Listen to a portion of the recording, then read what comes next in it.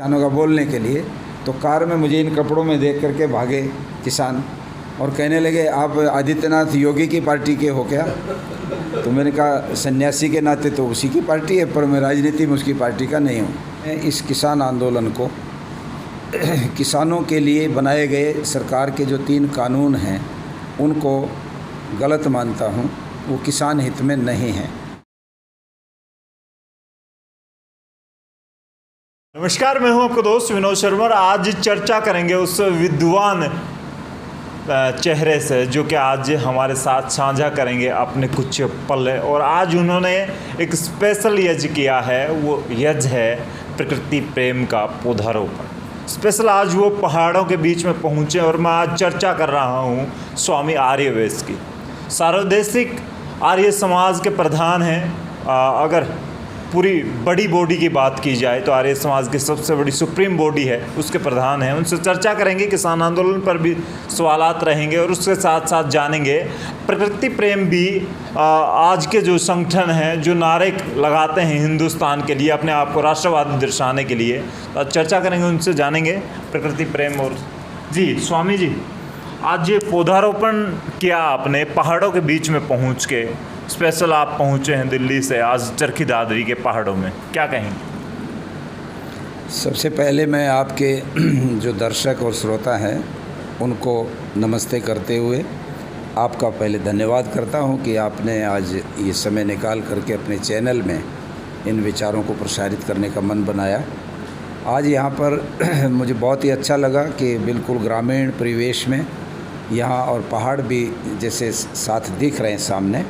हमारे आदरणीय नरेंद्र आर्य जी जो यहाँ पर, जिनका अपना एक बड़ा प्रोजेक्ट है बिजनेस का, जो काम करते हैं यहाँ का, कि आज का यहाँ आना बड़ा सार्थक रहा।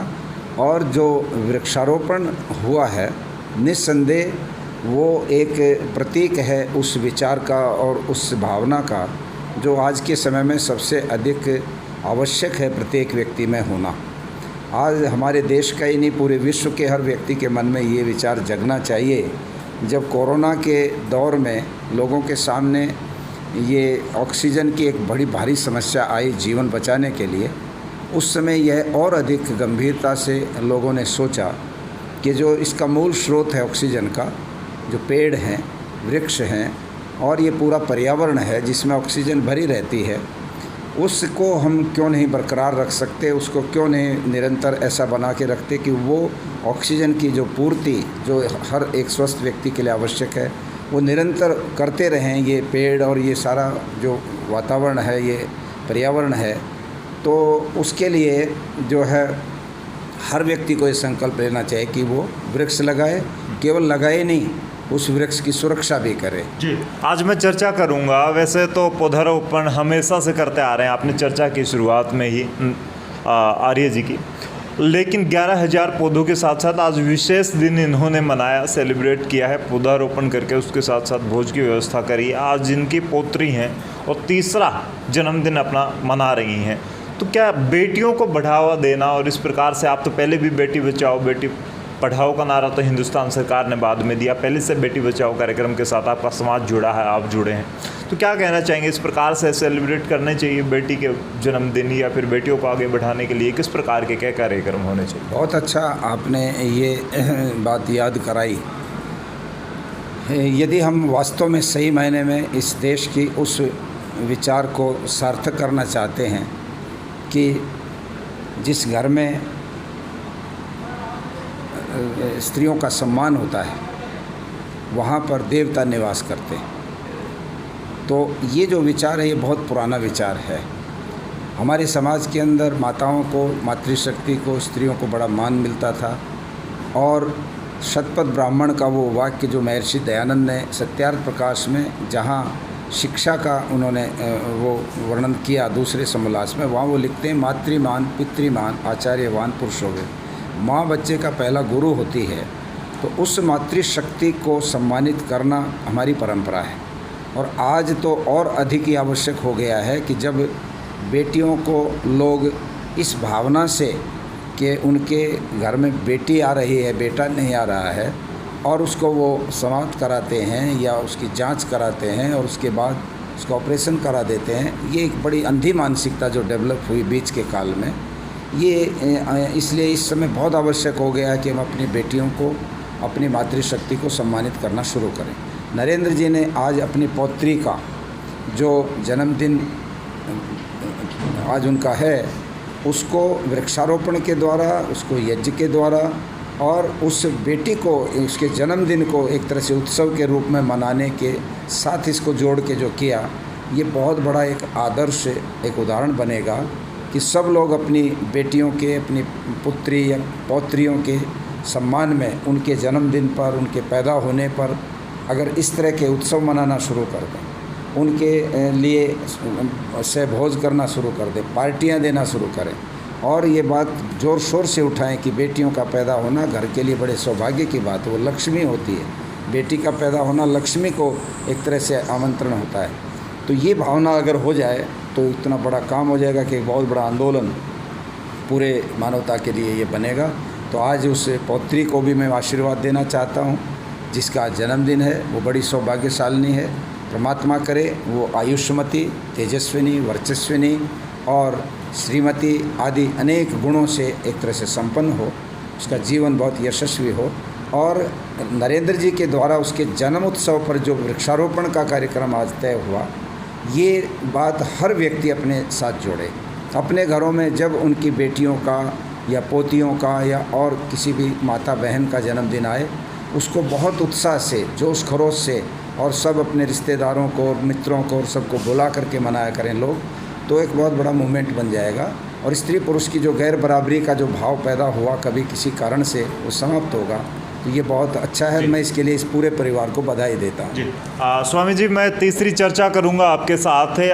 आपके अगर समाज की बात करें, आर्य समाज एक स्पेशल और यूनिक समाज बन चुका है। शिक्षाओं और संस्कार की बात आती है तो आर्य समाज जहाँ किसी व्यक्ति के साथ आर्य जुड़ जाता है तो वो व्यक्ति सामान्य से व्यक्ति विशेष बन जाता है, क्योंकि कहीं ना कहीं उसके अंदर संस्कारों की सुगंध आने लगती है, ऐसा लोगों का मानना है। मैं बात करूंगा किसान आंदोलन शुरू से आज लगातार 7वां महीना क्रॉस कर चुका, 8वें महीने में प्रवेश कर चुका है। उसके बाद लगातार विरोध हो रहा, हर पार्टी सामने आ रही है, विपक्ष भी कहीं ना कहीं अपनी राजनीति चमकाने के लिए अब मजबूरीवश हर किसी राजनीतिक चेहरे को भी आगे आना पड़ रहा है। सरकार कह रही है कि किसान आंदोलन जो किया जा रहा है, ये कृषि बिल हैं, ये किसानों के पक्ष में है, फिर आंदोलन क्यों? तो आपका क्या मानना है और क्या सोच? देखिए, मैं और सारी बातों पर तो विस्तार से कोई विचार नहीं रखूँगा इस समय। मैं केवल इतना बता सकता हूँ कि मैं इस किसान आंदोलन को किसानों के लिए बनाए गए सरकार के जो 3 कानून हैं उनको गलत मानता हूँ। वो किसान हित में नहीं हैं। एक जागरूक नागरिक होने के नाते और हर चीज़ की गहराई को हम समझते हैं। मैंने लॉ पढ़ा है, मैं भी जानता हूँ कि वो कानून कैसे इम्प्लीमेंट होते हैं, कैसे उनको लागू किया जाता है और उनमें मूल निचोड़ क्या है। यदि हम तीनों कानूनों को बहुत संक्षेप से देखते हैं तो स्पष्ट सिद्ध हो जाता है कि तीनों कानून कहीं ना कहीं बड़े लोगों के हित के लिए सिद्ध होते हैं। जैसे एसेंशियल कमोडिटीज़ एक्ट, आवश्यक वस्तु अधिनियम, ये 1955 से अब तक चला आ रहा था। ये बनाया इसलिए था कि बहुत आवश्यक जो वस्तुएं होती हैं जीवन के लिए, उनका संग्रह ना हो सके, वो खुली मार्केट में आराम से लोगों को मिल सकें। संग्रह जिस चीज़ का होता है तो स्वाभाविक है उसका मार्केट में कीमत बढ़ जाती है शॉर्टेज होने से। और मैंने इकोनॉमिक्स पढ़ी थी, कभी BA करी तब, उसमें ये लिखा था कि डिमांड एंड सप्लाई, कि जिस चीज़ की डिमांड ज़्यादा और सप्लाई ना हो तो उसकी कीमत बढ़ेगी, सप्लाई ज़्यादा हो जाए तो डिमांड कम हो जाती है तो उसकी कीमत गिरेगी। तो ये जो कानून था ये इसलिए बनाया था कि इसमें अनाज हैं, दालें हैं, सब्जियां हैं, कुछ दवाइयां भी हैं, उनका कोई भी व्यक्ति स्टोर नहीं कर सकता, उनका कोई भी आदमी संग्रह नहीं कर सकता, भंडारण नहीं कर सकता। अब आकर के इनको एकदम ओपन कर दिया। सरकार कहती है कि नहीं, कोई भी भंडारण करे, कितना ही भी करे, कोई लिमिट नहीं है।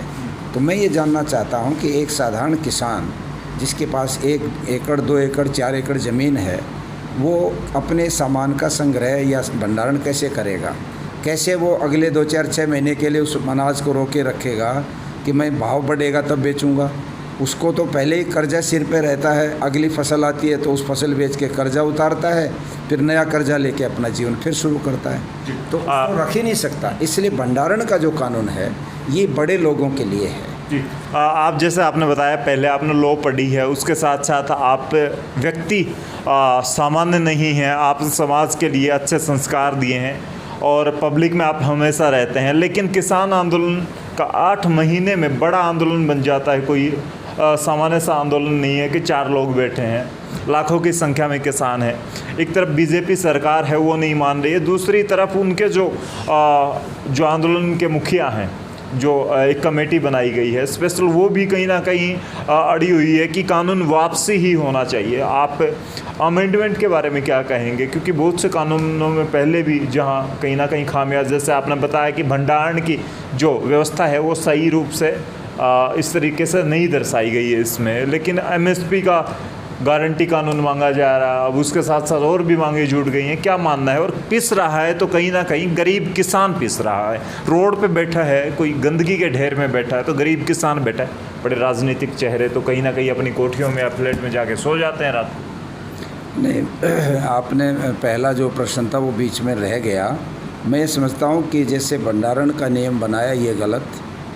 कॉन्ट्रैक्ट फार्मिंग हमारे देश में आम तौर पे इस तरह का व्यवहारिक है भी नहीं, और अगर है तो आज भी वो अपने तरीके से लोग करते हैं। तो मैं ये कहता हूँ कि 26 करोड़ किसान इस देश में खेती से जुड़े हैं, जिनमें से 11 करोड़ किसान वे हैं जो इस तरह से लोगों से ठेके पर, बाधे पर, साझे पर खेत लेते हैं और उसमें फसल बोते हैं। यदि ये कॉन्ट्रैक्ट फार्मिंग लागू कर दी तो वो जो 11 करोड़ किसान हैं वो भूखे मर जाएंगे, उनको ज़मीन नहीं मिलेगी। ये एक चीज़ का बहुत बड़ा लेकुना है। 14 करोड़ जो वैसे खेती करते हैं, ठीक है वो, परंतु उसके बावजूद भी उनकी कॉन्ट्रैक्ट पर जिस दिन वो दे देंगे तो वो इतने बंध जाएंगे उन बड़ी कंपनियों के नीचे कि उनके लिए मुश्किल हो जाएगा कि वो कैसे उसको लागू करें। वो तो क्वालिटी उसकी, जैसे जो पैदावार उसकी क्वालिटी पूछेंगे, क्वालिटी में झरना लगवाएंगे। आपका गेहूँ पिचका हुआ है तो पिचका हुआ गेहूँ निकाल के बढ़िया बढ़िया गेहूँ लेंगे वो, तो बाकी को फेंक देंगे। तो किसान जो है वो हर तरह से इस कानून से भी पीड़ित होना है, ये उसके हित में कानून नहीं है। तीसरा कानून है मंडी का, एमएसपी का, एपीएमसी का। वो मंडी का कानून भी मुझे यही लगता है कहीं ना कहीं कि वर्तमान मंडियों को धीरे धीरे प्राइवेट मंडी बनवा कर, खड़ी कर कर, जिन पे टैक्स नहीं होगा, जिन पे कोई आड़त नहीं होगी, प्राइवेट मंडियां बनेंगी, उन पे टैक्स नहीं लगा रही गवर्नमेंट, आड़त नहीं लगा रही। आज आड़त भी है 2.5% और टैक्स भी है।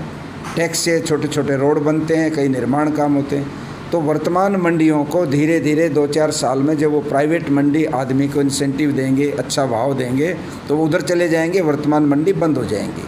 जब वहाँ चले जाएंगे तब उनके गुलाम बन गए किसान। फिर वो जैसे जियो का एक सिम आया था और उस जियो को सिम को कई वर्ष तक मुफ्त बांटा, कई महीने तक, रिलायंस के उसने, मुकेश अंबानी जी ने।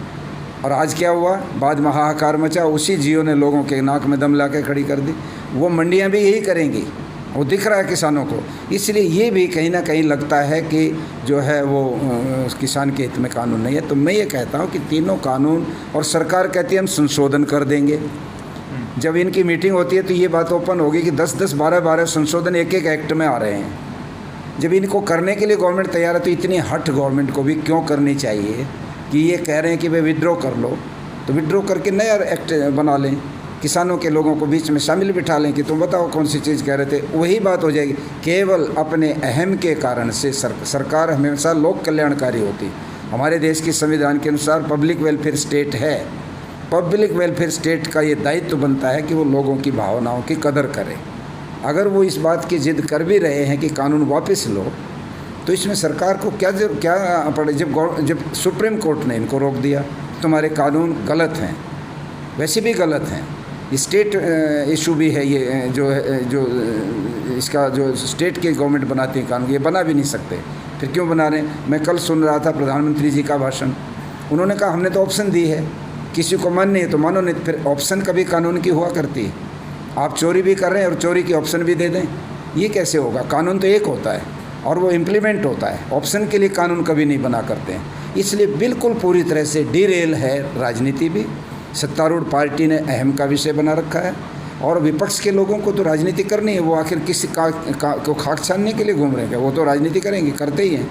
वर्तमान में जो सत्ता में वो भी तो राजनीति करते ही रहे हैं, सालों सालों उन्होंने भी तो सड़कों पर नारे लगाए हैं, नंगे बदन जो है साइकिल यात्राएं निकाली हैं, स्वामीनाथन आयोग लागू करो। अब कौन सा हो गया स्वामीनाथन लागू, बताओ मुझे, कहाँ पर जो है इनको लाभकारी मूल्य मिल रहा है? अभी जितना भी ये जो दे रहे हैं MSP जो लगी हुई है इस समय 2000 रुपये या 1975 रुपये का गेहूँ है, और बिहार का गेहूँ 1100 रुपये बिक रहा है। क्यों बिक रहा है वहाँ पर 1100 रुपये? कौन देगा उसकी जिम्मेदारी? मकई जो 1800 रुपये की 1100 रुपये में बिक रही है, कपास पीछे 5500 थी 4600 रुपये में बिकी। मैं ये कहना चाहता हूँ कि ये सारी चीज़ें कौन जिम्मेदारी लेगा? अगर सरकार वास्तव में हित सोचती है तो इन सारी समस्याओं का समाधान एक बात में निहित है, आप MSP लागू कर दो। आप ये गारंटी दे दो कि इससे न्यूनतम, इससे नीचे कोई भी जो चीज़ को नहीं खरीद सकता किसान की, चाहे कोई मंडी वाला हो, चाहे ओपन में हो, चाहे कहीं भी कोई हो। और आप ये रेट तय कर दो, उसके बाद आप जो बनाना चाहो बनाओ। किसान को पैदावार की जो चीज़ है वो ठीक रेट पर मिल जाए, एक फिक्स रेट पर जो लाभकारी मूल्य हो, उसकी मेहनत भी। अब आप ताजुब करेंगे कि किसान की जो अपनी मेहनत है वो कितनी जुड़ती है। आपको पता है इसके अंदर जो भाव तय करते हैं गेहूँ का, बहुत वर्षों पहले मुझे याद है स्वामी इंद्रवेश जी रोहतक से लोकसभा के सदस्य थे, उन्होंने उस समय किसान आंदोलन किया था। 76 रुपये से 105 रुपये का क्विंटल का भाव स्वामी जी के भूख हड़ताल से मिला था तब। तो उन्होंने लोकसभा में पूछा था, उसमें बलराम जाखड़ स्पीकर थे, कि आप मुझे बताओ कि किसान की जो मेहनत है वो कितनी काउंट होती है इस लागत में? तो 5 रुपये, एक व्यक्ति की एक दिन की दिहाड़ी 5 रुपये। आप मुझे बताओ 5 रुपये में आदमी मिलेगा? और आज अगर होगी तो 20 हो गई होगी, 40 हो गई होगी। 1973 के अंदर गेहूं का भाव 76 रुपये क्विंटल था, जो 105 हुआ, और आज 73 से लेके आज कितने साल हो गए? 38 साल। 38 सालों में 1975 हुआ। उस समय डीजल का भाव 50 पैसे था, आज डीजल का भाव कितना है? कितने गुना बढ़ा? आप अंदाज़ा लगाइए, 150 गुना बढ़ा। गेहूं का भाव बढ़ता है मुश्किल से 25 गुना, डीजल का भाव 150 गुना। सोने का भाव किस भाव बढ़ा? उसमें 200 रुपये का एक तोला था, आज 50,000 रुपये का एक तोला है। कितने गुना बढ़ा? एक एक चीज़, लोहा का भाव लगा लो, सीमेंट का भाव लगा लो। किसान को जो चीज़ें अनाज बेच के खरीदने हैं उनके भाव तो सैकड़ों गुना बढ़ गए, और उसके भाव बढ़े 20-25 रुपये मल्टीप्लाई के गुना बढ़े। तो आखिर ये न्याय कैसे मिल रहा है किसान को? कौन दे रहा है इस न्याय को? इस नाते से मैं कहता हूँ कि आप वोट के लिए तो फ्री में अनाज बांटते हो, वोट के लिए तो 2 रुपये का चावल देते हो, किलो गेहूँ देते हो, फ्री में बिजली बांटने की बातें करते हो, और अब किसानों को तुम लोग फांसी पर लटकाना चाहते हो।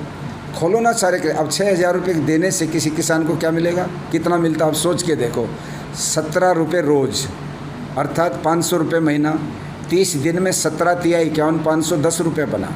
एक दिन में 17 रुपये किसान को मिला है, और 17 रुपये का मतलब एक चाय की दुकान पर 20 रुपये की 2 कप चाय मिलती है, 17 रुपये में 2 कप चाय भी नहीं मिलेगी। तो क्या केवल 1.5 कप, 1.25 कप चाय दे करके किसानों को तुम आसान के नीचे दबाना चाहते हो? ये कौन सी बातें हैं? झूठी बातें कह करके सामान्य बातों की लोकप्रियता हासिल करने के चक्कर में किस तरह से लोगों को बहकाया जा रहा है। तो मैं ये कहता हूँ कि बहुत निष्पक्ष भाव से आएँ सामने, और नरेंद्र मोदी जैसे फक्कड़ वृत्ति उनकी दिखती है, वैसी उनकी आकृति भी दिखती है, बातें भी दिखती हैं, वैसे बन के दिखाएँ। मैं दावे से कहता हूँ कहीं ना कहीं इसमें बहुत बड़ा कोई डील है, जिनके कारण से ये कानून बने। कानून बनने की पृष्ठभूमि देखो, अचानक जो है इमरजेंसी जैसे होती है, अचानक लोकसभा में वो राष्ट्रपति के पास जो है ऑर्डिनेंस के लिए लिखती गवर्नमेंट कि ये अध्यादेश जारी करो कि ये कानून बनाने हैं। क्यों भाई? अध्यादेश किस लिए लाए? अध्यादेश तब आते हैं जब देश पे बहुत बड़ा आपातकाल आ गया हो।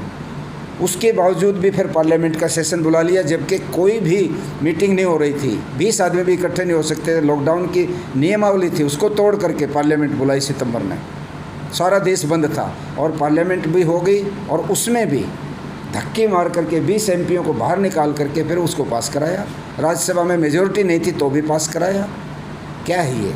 इससे पता लगता है कि कानून पास कराने में, उसको लाने में कहीं ना कहीं कोई बड़ा दबाव है, जिस दबाव के सामने ये सब लोग झुक रहे हैं। और किसान का दबाव इनको दिखता नहीं है, क्योंकि इनके बीच में तो जात पिरात का और इधर उधर का नारा दे करके तोड़ फोड़ कर लेते हैं ये लोग, राजनेता लोग, और ये लोग बट भी जाते हैं। इस देश में सबसे बड़ा घिनौना जो कार्य है वो संप्रदाय से, जाति से और सारी बातों से समाज को बांटो और अपनी राजनीति करो, ये चलता रहता है। आपने एक बात कही स्वामी जी अभी संप्रदाय और जाति की, तो अभी कुछ दिन बाद यूपी चुनाव होने वाले हैं। यूपी इलेक्शन सबसे बड़ा एजेंडा बना हुआ है आज, और अब भगवाधारियों की पार्टी कही जाती है बीजेपी। आपने भी भगवा धारण कर रखा है कहीं ना कहीं। दूसरी तरफ बात करें तो बंगाल के इलेक्शन होते हैं तो राकेश टिकैत कुछ दिन बाद पहले भी प्रचार के लिए पहुंचते हैं किसान नेता वहां पे बीजेपी के विरोध में। उसके बाद राकेश टिकैत की एक स्पेशल मीटिंग होती है और उसके बाद सोनिया गांधी से भी ममता बनर्जी की मीटिंग होती है। अब फिर से तैयारियाँ चल रही हैं कि घेरेंगे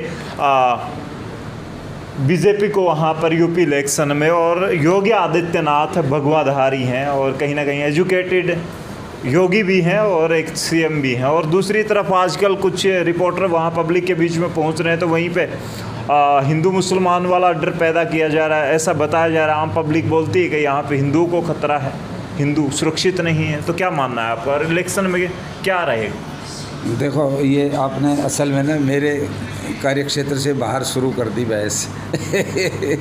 ये राजनीतिक नेताओं से सवाल पूछने चाहिए। मैं एक सामाजिक कार्यकर्ता हूँ। किसान आंदोलन एक राजनीतिक आंदोलन नहीं है। एक बहुत बड़े इस देश के जो रीढ़ है किसान, मेजॉरिटी में 73% लोग खेती से जुड़े इस देश के, और उनके साथ जुड़े होने से उनके सवालों पर बोलना वो तो मेरा दायित्व बनता है, मुझे बोलना चाहिए एक सन्यासी के नाते। और मैं क्योंकि आम आदमी के साथ जुड़ा रहता हूँ, गरीब से जुड़ा रहता हूँ, किसान से जुड़ा रहता हूँ, तो और किसान इस देश की रीढ़ भी है। किसान मर गया तो देश ही मर जाएगा, इसलिए इन चीज़ों पे बोलना ये राजनीति नहीं होती। किंतु चुनाव में कौन हारे जीतेगा ये निस्संदेह मेरा भी अपना दृष्टिकोण है, अलग से हो सकता है, किंतु उस रूप में बातें करने के कई अर्थ निकाल लेते हैं लोग। मैं ये समझता हूँ कि उस विषय पर बहस ना की जाए। और जो सब्जेक्ट है वो ये है कि आर्य समाज के नाते, इस सन्यासी के नाते आप किसानों के इसमें क्यों पड़ गए, ये घुमाइए बात। और मैं इसलिए कहता हूँ कि जब मैं जा रहा था सिंघू बॉर्डर पर, जहाँ ये धरना है किसानों का बोलने के लिए, तो कार में मुझे इन कपड़ों में देख करके भागे किसान और कहने लगे आप आदित्यनाथ योगी की पार्टी के हो क्या? तो मैंने कहा सन्यासी के नाते तो उसी की पार्टी है, पर मैं राजनीति में उसकी पार्टी का नहीं हूँ, और आप मेरे विचारों को सुनने के लिए वहाँ आइए मंच पर। तो मैं वहाँ गया और बहुत लोगों ने इन कपड़ों में देख करके लगा कि ये महात्मा जी कहाँ से आ गए यहाँ पर, क्योंकि ऐसा लगता है कि ये जो रंग है और ये जो कपड़े हैं ये भी किसी खास वर्ग के लिए बने हैं। ऐसा नहीं है। ये तो लक्ष्मीबाई ने भी जिस समय लड़ाई में वो छलांग लगाई थी तो उसने भी भगवा साड़ी पहन करके और अपना भगवा झंडा लेकर के लड़ाई लड़ी थी। सन्यासियों ने क्रांति की इस देश के अंदर, बहुत बड़े बड़े सन्यासी हुए जिन्होंने मैदान में छलांग लगा करके क्रांतियाँ की। श्रद्धानंद सन्यासी थे, और जिस समय रॉलेट एक्ट पास हुआ और जलियांवाला बाग का कांड हुआ और सारे देश में दहशत थी उस समय स्वामी श्रद्धानंद ने चांदनी चौक में नई सड़क के सामने, बिल्कुल टाउन हॉल के सामने, छाती खोल करके कहा था अंग्रेज़ों को कि पहली गोली मेरी छाती में लगेगी, बाद में ये नियत थी जनता जो खड़ी भारत की, इसकी गोली लगेगी। मैं सन्यासी के नाते देश के लिए सामने खड़ा हुआ हूँ। तो मैं एक सन्यासी होने के नाते मैंने वहाँ पर कहा था कि ये पेटेंट नहीं है किसी पार्टी का या किसी खास वर्ग का। सन्यासी तो होता ही वो है जो सब के लिए अपनी बात कहे, खुले दिल से कहे। वो किसी का पक्ष विपक्ष नहीं देखता, वो पार्टीबाजी वगैरह नहीं देखता। तो मैं एक सन्यासी के नाते मैंने कहा कि किसान का बहुत बड़ा एक वर्ग है हमारे देश में। 73% आबादी भारत की किसान है। वो चाहे खेत के साथ जुड़ी है या खेत के साथ काम करने के कारण मजदूरी से जुड़ी है। आप गांव के मजदूर, आप छोटे दुकानदार को ले लो, आप किसी शहर के दुकानदार को ले लो, उनकी दुकान कब चलती है? जब किसान के घर में 2 दाने आते हैं। वो बेच करके पैसे जेब में डाल के बाज़ार में जाता है, किताब खरीदता है, कपड़े खरीदता है, दवाइयाँ खरीदता है, सब्जी खरीदता है और सारी चीज़ें खरीदता है, लोहा खरीदता है और लकड़ी खरीदता है। शहर का दुकानदार सब्ज बाग तब उसके घर में आता है जब किसान मजबूत हो जाता है, और किसान के घर में पैसे नहीं आए, वो लुट गया तो इनको भी मक्खियाँ खाएंगी। तो पूरी अर्थव्यवस्था किसान के ऊपर भारत की टिकी है। इसलिए उसके लिए बोलना और उसकी सही आवाज़ सही जगह पे पहुंचाना ये हमारा दायित्व है। इसके नाते से मैंने ये काम किया था। और रही इसका चुनाव पे प्रभाव, वो तो देखो वो हमारे सामने आने वाला है। योगी जी सन्यासी हैं, वहाँ पर बने हुए भी हैं, किंतु वो भी एक पार्टी का हिस्सा हैं, पार्टी की नीतियाँ हैं उसके बराबर में दूसरी पार्टियां भी हैं, वहाँ पर हिंदू मुसलमान भी होगा, वहाँ पे और जात बिरादरियाँ भी पैदा होंगी, तो अलग अलग जातियों के नेता भी सामने लाए जाएंगे। तो वो सब पार्टियां अपने अपनी गोटियां फिट करने के लिए लगी हुई हैं। चुनाव जो है भविष्य के गर्भ में है। आज मैं कुछ भी नहीं कह सकता कि उसका निर्णय क्या होने वाला है, किंतु ये आंदोलन बेशक कितनी उपेक्षा करे इसकी सरकार अपने अहम के कारण से, मैं ये मानता हूँ कि ये तब खाली जाने वाला नहीं है। इन 500-400 किसान जो बेचारे वहाँ बैठे बैठे मर गए और उनको एक तरह से शहादत का दर्जा किसानों ने दिया, वास्तव में एक शहीद ही हुए जो इस तरह से निष्पक्ष भाव से किसी वर्ग की लड़ाई के लिए, सबके लिए अपना जीवन लगा रहे थे। उनकी आहें, उनके परिवारों की आहें कहीं ना कहीं प्रभावित करेंगी। इसलिए सरकार को समय रहते बहुत उदारता से मोदी जी को मैं ये सलाह दूंगा, वो आगे बढ़ कर के किसानों का अभिनंदन करें और कहें कि तीनों कानून ख़त्म। आपकी कमेटी 5 आदमी 10 आदमियों की आए और बैठ कर के बताए किस प्रकार के कानून बनाने। मैं आपको बता रहा हूँ 8 महीने पहले मैंने ये अपनी वीडियो डाली थी और मोदी जी को बिल्कुल विनम्रता से आग्रह किया था कि आप देश के प्रधानमंत्री हैं, मुखिया हैं, आपका दायित्व है बहुत बड़ा। आप उपेक्षा वृत्ति से इस आंदोलन को मत देखिए, मत इसमें देखो कि किसके पोस्टर टांग दिए और कौन दाढ़ी वाला खालिस्तान का नारा लगा के भाग गया और कौन भिंडरा वाले का फ़ोटो लेके आ गया। ये तो आएंगे, इतने बड़े हुजूम में कई तरह के लोग घुस जाते हैं, किंतु मूल जो धारा है वो साधारण आम किसान की धारा है। इसको समझो, ये आपका फ़र्ज़ बनता है और आप अगर करेंगे तो आपका बहुत बड़ा गुणगान होगा। परंतु वो मैंने तो चला ही, बहुत लोगों ने बड़ा मेरे को कहा कि बड़ा अच्छी आपने राय दी, स्वामी जी बहुत अच्छा किया। मैंने कहा मेरा फ़र्ज़ है। जब वो नहीं इस बात को मान रहे हैं तो मैं कंडम करता हूँ कि गलत कर रहे हैं, बिल्कुल हट है, ये तो बहुत बड़ा दुराग्रह है। और जो राजा जनता की भावनाओं के साथ इस तरह का दुराग्रह करता है उसका विनाश निश्चित होता है, कभी भी वो नहीं बचता है। ये पुराना इतिहास गवाह इस बात का। ये थे हमारे साथ स्वामी आर्य वैश्य, उनके साथ चर्चा रही ढेर सारी और किसान आंदोलन के साथ साथ बीजेपी सरकार को सीधा चेताया उन्होंने कि जनता जनार्दन से बड़ा कुछ भी नहीं है, राजा को प्रजा के लिए ही बनाया जाता है, प्रजा के लिए ही चुना जाता है। आज भी अगर मोदी जी चेतते हैं तो जनता हो सकता है आने वाले यूपी चुनाव की बात करें, हिंदुस्तान में 2024 इलेक्शन की बात करें, उनके पक्ष में जा सकती है। आपका क्या मानना है कमेंट्स बॉक्स में अपनी राय जरूर दीजिएगा। इस वीडियो को शेयर कीजिएगा ज़्यादा से ज़्यादा लोगों तक, ताकि वो भी समझ पाएँ इस बात को कि हिंदुस्तान में ज़रूरी क्या है। तब तक के लिए धन्यवाद। राम राम, जय हिंद।